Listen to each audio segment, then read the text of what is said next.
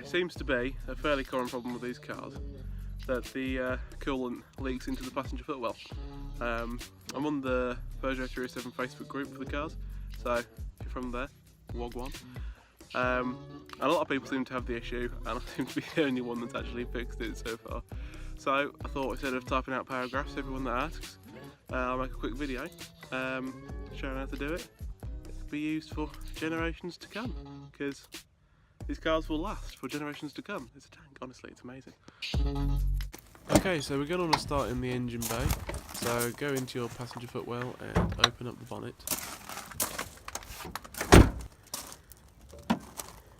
Right, we're going to want to remove the battery and the air filter box. I have the 1.6 litre petrol engine, so these steps may be slightly different on your car if you've got a different engine. This is just to get access to the two coolant pipes that go through the bulkhead into the cabin. Remove the battery is fairly simple.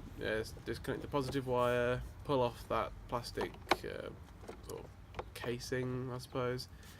Then take off the negative wire and then remove this really annoying piece of card that they put around the battery.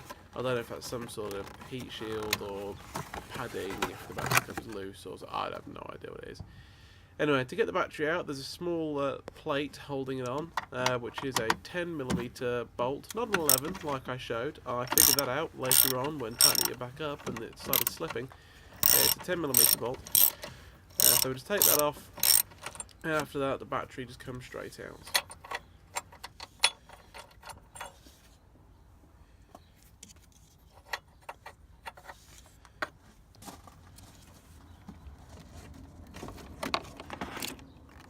Now there are two 13mm bolts and one T25 torque screw holding in this back plate of the battery tray that you need to remove.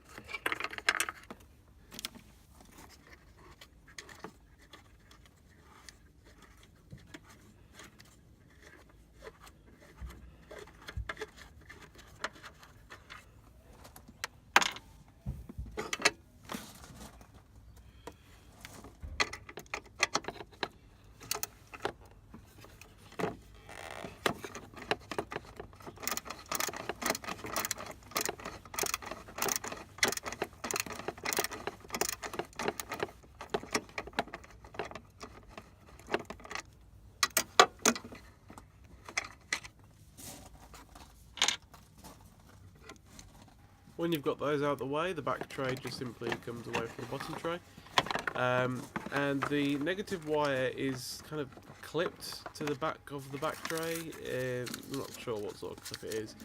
But yeah, just slide the tray sort of back in piece up the negative cable. You see me doing there, so you can sort of tuck it out of the way for the time being. Why is there a bit of ribbon around this cable? Oh, who knows. Now we're going to get the air box out of the way. First off, at the front here is a 10mm bolt. It's quite a large washer on it, make sure I don't lose that washer.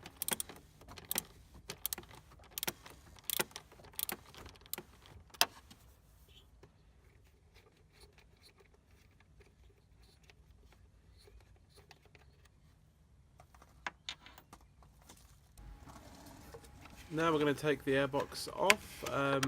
First of all, remove this pipe just by pressing down on the little yellow tab that you see there and pulling it off. and then it's a flathead screwdriver for the hose clamp at the back. I'm not actually 100% sure what that pipe's for. Because it comes off of the airbox, I can only assume it's a ventilation pipe for the heads or something. Yeah, not 100% sure on that, but it's there, needs to come off, it's simple to do. Make sure you loosen off the hose clamp enough, I didn't first time, and then the airbox will just slide right off of there.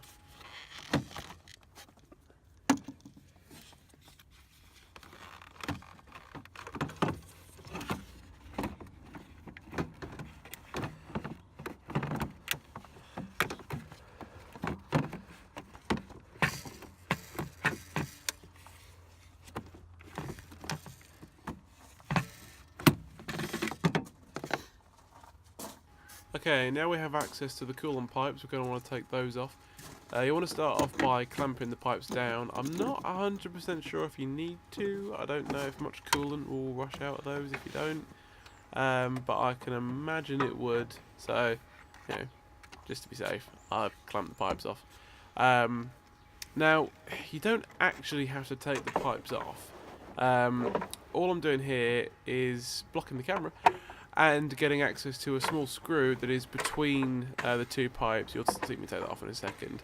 Now that small screw needs to come out, so we have enough wiggle room on the other side to get the heater matrix out. You'll see that in a bit.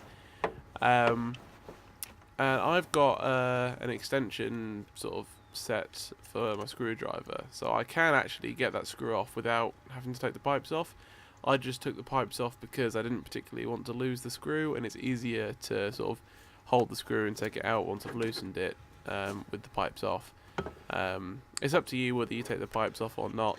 It's much easier if you don't, but dropping things down the back of the engine bay is a massive pain, which ironically I ended up doing with one of the clips that hold the coolant pipes on. So if I hadn't taken the coolant pipes off, I probably wouldn't have dropped anything, and it would have saved myself some time. But, you know, live and learn. So I'm just going to finish off tightening up these, clamping off these pipes here, and then you'll see the small clips you have to take off.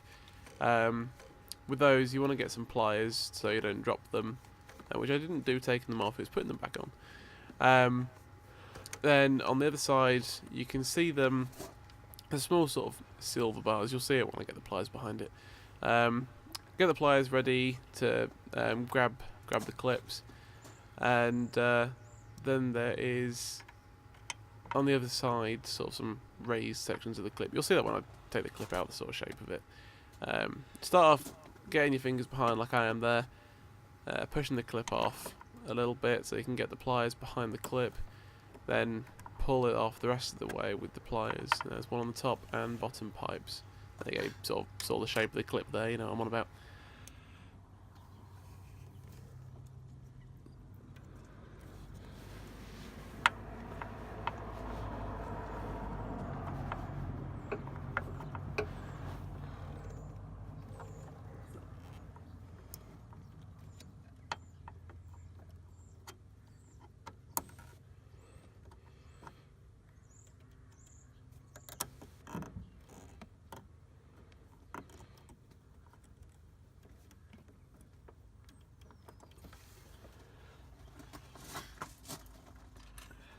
Alright, now I've got those clips off, you're going to want to pull the pipes off. This is a little bit messy, as you can see there. There's a bit of coolant that sort of runs out. Oddly, it runs out from the cabin side, so I can only assume it's a sort of bit of pressure or a bit of a vacuum or something pulling the coolant out.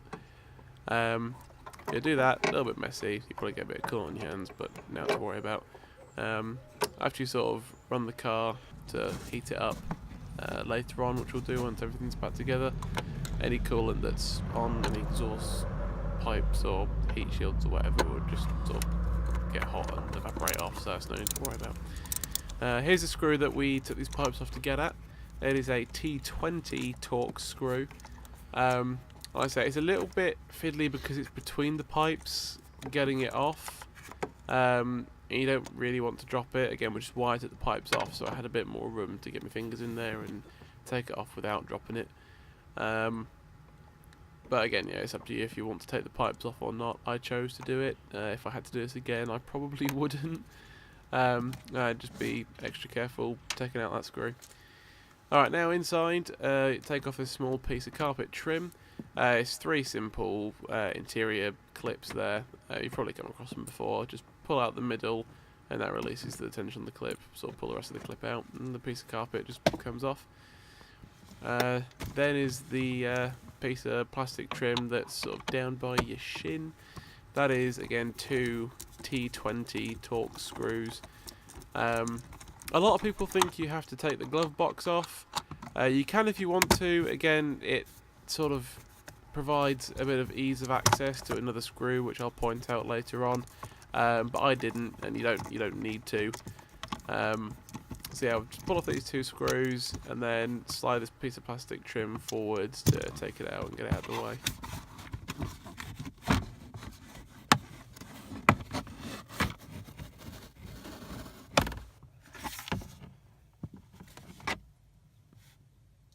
Now here is the heater matrix and where the pipes connect. Where I'm pointing the screwdriver there, that is where the 2 O-rings are that you will need to change if your pipes are leaking. Now there's 2 screws here, again both T20s. This one here is sort of goes through the pipes and is connected to a small sort of square nut on the other side.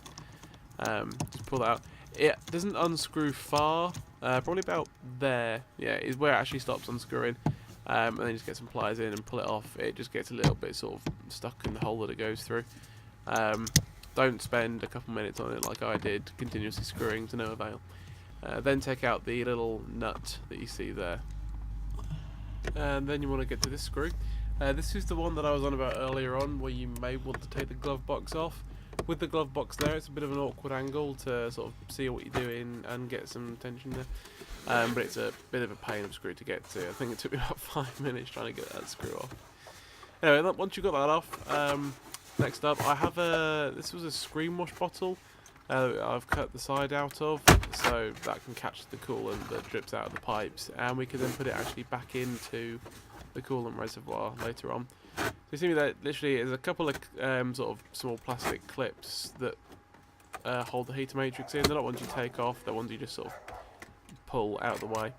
Once you pull the heater matrix out enough, you should be able to then take the pipes off of the end of the pipes coming off the heater matrix, if that makes sense. And then catch the coolant that comes out the pipes there. Again, you might want to get some paper towels nearby. I've got a little bit over my hand there. And just pull out the heater matrix.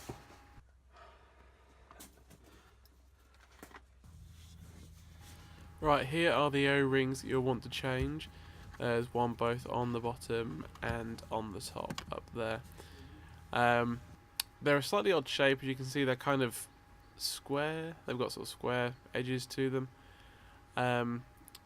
Both of these are like that, and they're also about 2¼ centimeters in diameter. That's all. There you go. I measured it for you there. About 2¼ centimeters. So you know the sort of the shape and the size to go and get your own. I live near Lincoln, and there was a Peugeot Citroen specialist near me. I went in with the old O-rings and said, "Hey, have you got any of these?" He checked if he had some like it. He did, and just sort of let me have them. It was a nice guy.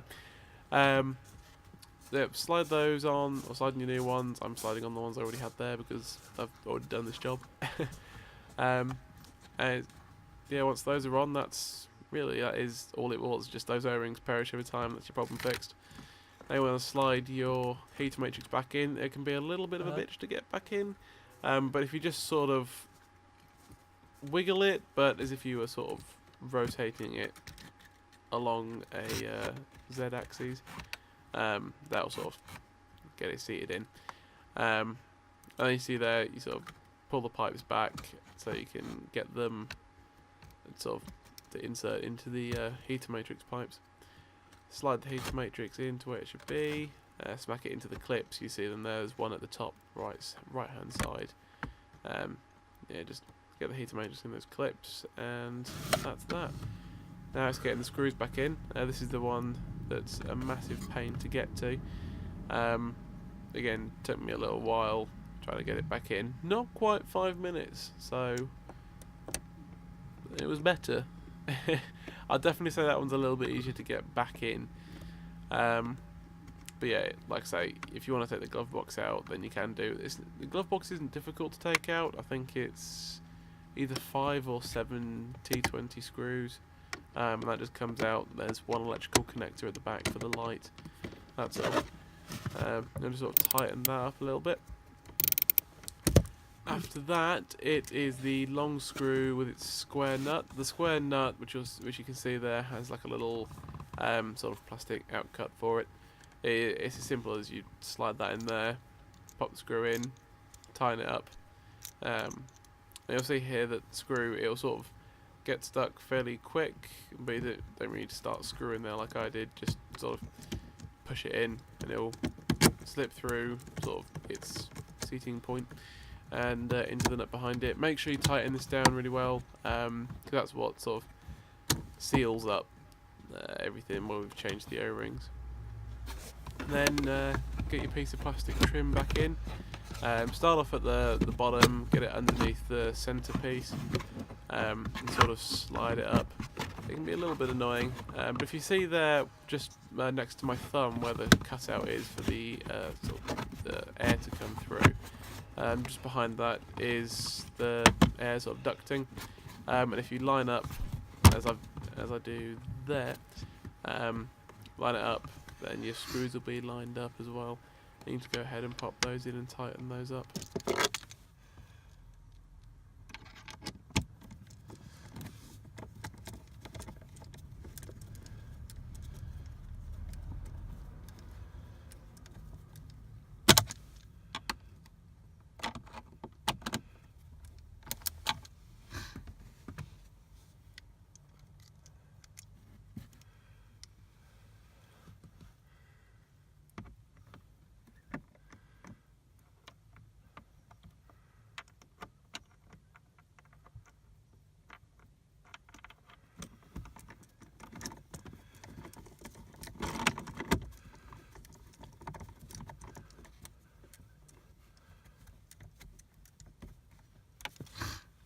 Now we're getting the carpet piece of trim back in.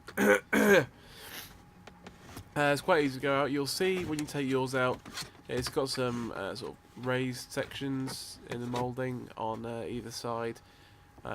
They just sort of slide over the plastic trim behind it. That sort of holds it up for the most part. And then if you line the front up with its sort of seating point underneath the glove box, you'll see that when you do it yourself. Line that up, then get your 3 interior trim clips and push those in. So take out the middle, so go through the hole, pop it through, push the middle in, and that's that done. Do that across all 3.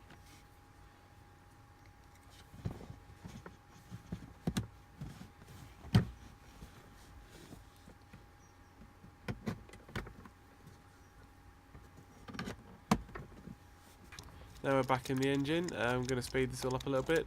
There's that T20 screw to pop back in. Slide your coolant pipes back on.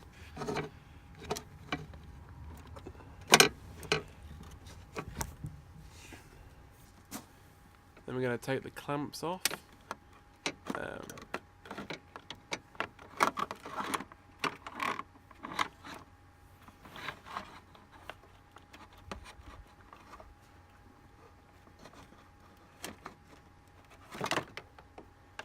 Managed to get mine stuck around that negative cable and the backing plate for the battery, which was a bit of a pain, but managed to get it out in the end. Then get the other one. Make sure you don't leave a clamp on there, because you'd have no heating and your engine probably wouldn't be too happy that it has no coolant circulation. So, you know, it's an important thing to not forget to remember. Remember it, don't listen to that. Now we're getting the airbox back in. It was a bit of a faff trying to get it back in, so I've skipped all that. Get the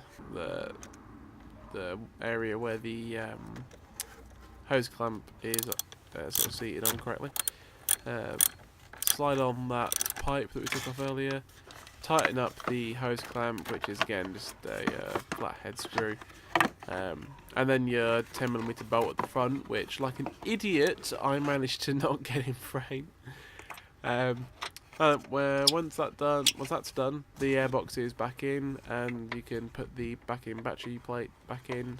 Just pop your 2 bolts in and the screw, and then tighten those up.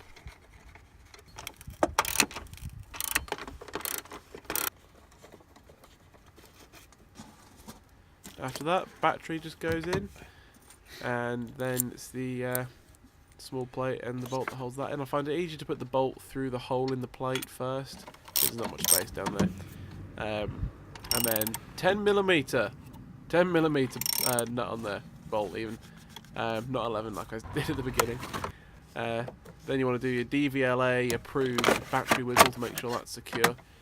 Get your weird card protector thing back on, then the negative terminal, then the plastic housing, then the positive terminal, and then your little positive terminal cover if you've still got that. Mine's broken off. I'm not sure how long it'll be till I lose that. And then it's this weird little airbox thing at the front, which I think is, because of the way the pipes are shaped, just to catch any large bits. No, I'm not sure.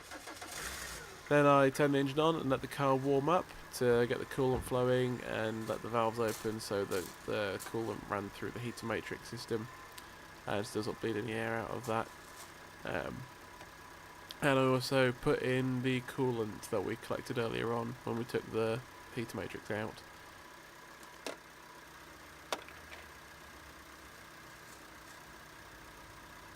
Alright, well I hope that was helpful. Bit of a longer video than I thought it was going to be, but that's the whole job. Took me about 2.5 hours, and all you need in parts is just the 2 O-rings if you can get them. I think they're not the easiest O-rings to get, but if you have some sort of... I'm not sure if most mechanics will have them, but definitely ones that specialise in Peugeots and Citroens. And yeah, as I say, since I've done that job, I've not had any more damp footwells. My coolant level's been fine, so that's that issue fixed. Like I say, I think it's just sort of a time perishing the rubber sort of thing. But yeah, my heating controls have been fine. Everything's worked normally as it should. So yeah, I hope that's been helpful, and I hope you enjoyed the little video that I did for you. And thanks very much for watching.